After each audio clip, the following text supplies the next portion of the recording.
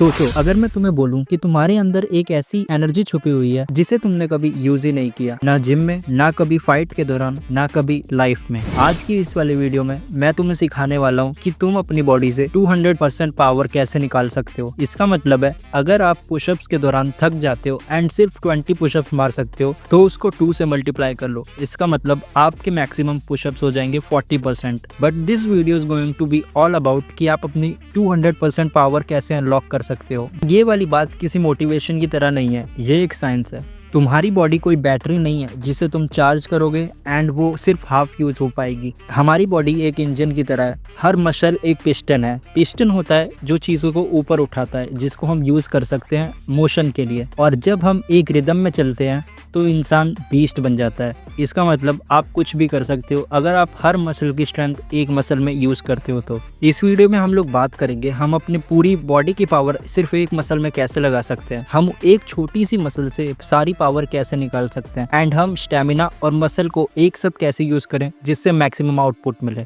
इन तीनों चीजों के साथ हम लोग बात करेंगे बॉडी एंड माइंड का कनेक्शन, यानी CNS, सेंट्रल नर्वस सिस्टम। तो चलो स्टार्ट करते हैं। तो हमारा पहला सेगमेंट है all power in one muscle. देखो, जब हम एक मसल को ट्रेन करते हैं, जैसे कि चेस्ट या बाइसेप, हम सोचते हैं सिर्फ वही मसल ट्रेन हो रही है या फिर सिर्फ वही मसल काम कर रही है। लेकिन असल में उसके अंदर हजारों ऐसी फाइबर होती हैं जो अपनी छोटी छोटी काम कर रही है। हर एक फाइबर अपने आप में ही एक स्मॉल मोटर यूनिट है। इसके पीछे का साइंस है हैनमन साइज प्रिंसिपल। मतलब तुम्हारा बॉडी पहले छोटी फाइबर को यूज करता है जो स्लो और फटीग रेजिस्टेंस होती है, और जब फोर्स बढ़ता है तब large high force fibre activate होती है। इसका मतलब है, जब हम पुशअप मारना स्टार्ट करते हैं तब हमारी चेस्ट या ट्राइसेप की छोटी छोटी फाइबर स्टार्टिंग में ट्रेन होती हैं, एंड फिर जब हम एक्सट्रीम लेवल पर जाते हैं तब हमारी बड़ी बड़ी फाइबर ट्रेन होना स्टार्ट हो जाती हैं। अब प्रॉब्लम ये आती है, लोग एकदम से हैवी वेट उठा लेते हैं बिना आपकी छोटी फाइबर को एक्टिवेट किए, एंड इसका रिजल्ट होता है कि हम लोग ज़्यादा हैवी वेट उठा ही नहीं पाते एंड हम लोग की पावर पहले ही हाफ निकल जाती है। अब इसका सोल्यूशन भी सुनो, प्रोग्रेसिव मोटर यूनिट रिक्रूट, या सिंपल वर्ड में बोलूँ तो लेयर्ड एक्टिवेशन। पहले माइक्रो टेंशन लो, छोटी कॉन्ट्रैक्शन फील करो, फिर धीरे धीरे लोड बढ़ाओ और फाइनली अपनी मैक्सिमम पावर अनलेश करो। जब तुम ये लेयर एक साथ एक्टिवेट करते हो तब एक मसल से डबल आउटपुट निकलता है। इसका मतलब तुम अपनी 200% स्ट्रेंथ इस मेथड से यूज कर सकते हो। यही होता है वन मसल फुल पावर। लेकिन सिर्फ पावर निकालने से नहीं होता, हम लोग को पावर निकालने के तरीके भी आने चाहिए, नहीं तो एक बार में मैक्सिमम आउटपुट देंगे एंड फिर थक जाएंगे। इस चीज़ को कंटिन्यू करने के लिए हम लोग को एक और मेथड सीखना पड़ेगा। अब जाते हैं हम सेगमेंट 2 पर, पावर निकालने के तरीके।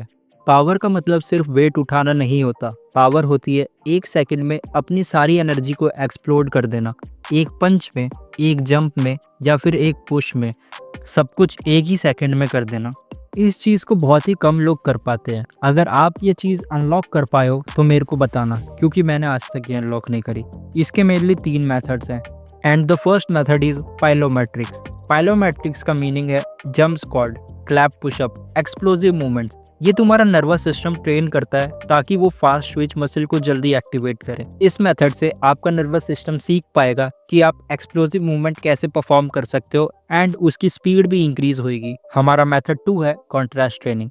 एक हैवी मूवमेंट करो, जैसे स्क्वाट 90% लोड पे, तुरंत उसके बाद एक जंप स्क्वाट। हैवी मूवमेंट तुम्हारा नर्वस सिस्टम प्री लोड करता है, और जब आप जंप करते हो तो वो डबल फायर करता है। स्क्वाट को हटा के हम पुशअप को लेते हैं। अगर आपको पुशअप करनी है तो आप पुशअप करो 90% लोड पे, एंड उसके तुरंत बाद आप एक्सप्लोसिव पुशअप करो, यानी क्लैप पुशअप, एंड उसके बाद आप लोग देखना आपके बॉडी में खुद ही फर्क दिखेगा। एंड मेथड 3 है आइसोमेट्रिक प्री लोड। ये एक सीक्रेट वेपन है। किसी मूवमेंट से पहले 4 या 5 सेकंड तक बॉडी को फुल टेंस करो, जैसे वॉल के अगेंस्ट पुश करना। अगर आप वॉल को पुश करोगे तो वॉल हिलेगी नहीं। इसी में आइसोमेट्रिक प्रीलोड यूज होता है। क्योंकि वो नहीं हिलेगी इसलिए आपकी मसल स्टिल रहेंगी, एंड अगर आप पुश करते रहोगे तो वो एकदम चार्ज हो जाएंगी। एंड इसी के बाद अगर आप बेंच प्रेस करना स्टार्ट करते हो तो आप लोग खुद से अपना मैक्सिमम आउटपुट ले पाओगे। इन तीनों मेथड से कोई सा भी मेथड यूज़ करो अपनी हर एक्सरसाइज से पहले, यह आपकी बॉडी को अडेप्ट करने में हेल्प करेगा, एंड आप पक्का अपना 200% आउटपुट निकाल पाओगे। नाउ अब बात आती है हमारे लंग्स की, इसका मतलब स्टेमिना। तो स्टार्ट करते हैं हमारा segment 3, the fire that last, stamina. अगर हमारी पावर 100 से 400% भी हो गई तो उसका कोई मतलब नहीं अगर हम उसको लॉन्ग लास्ट नहीं कर पाएंगे।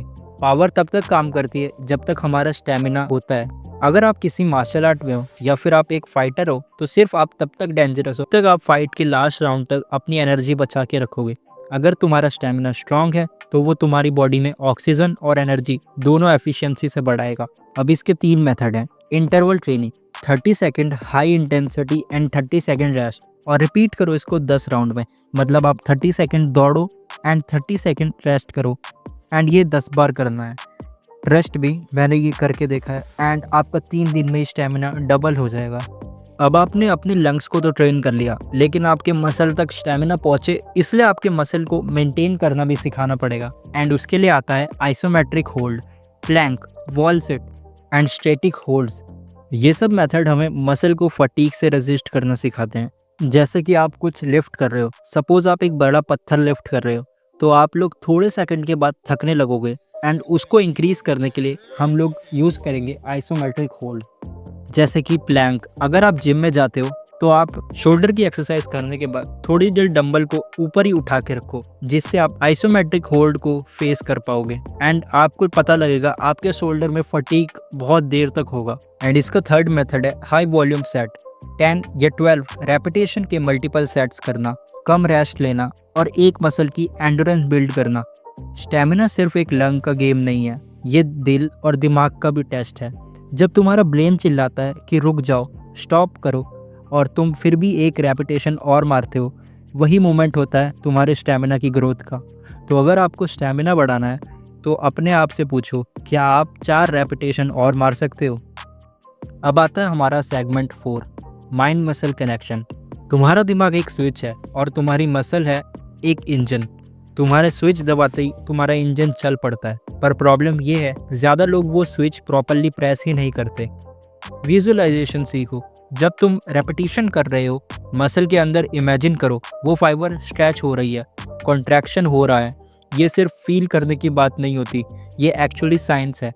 जब ब्रेन एक मसल पर फोकस करता है, उसके अंदर ज़्यादा मोटर यूनिट फायर होते हैं।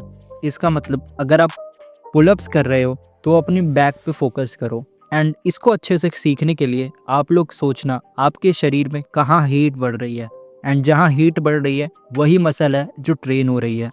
एंड उसी टाइम उस मसल पे फोकस करना चालू कर दो कि वो एनर्जी कहाँ से ले रही है, उसकी मूवमेंट कैसी है एंड वो कैसे हेल्प कर रही है पुलअप में ऊपर बढ़ने के लिए। इसका एक छोटा सा एग्जाम्पल चाहिए। एक स्टडी कहती है जब लोग सिर्फ इमेजिन करते हैं कि हैवी लिफ्ट करना है तो उनका स्ट्रेंथ 20% तक बढ़ जाता है। मतलब अगर दिमाग ट्रेंड है तो बॉडी ऑटोमेटिकली फॉलो करती रहती है।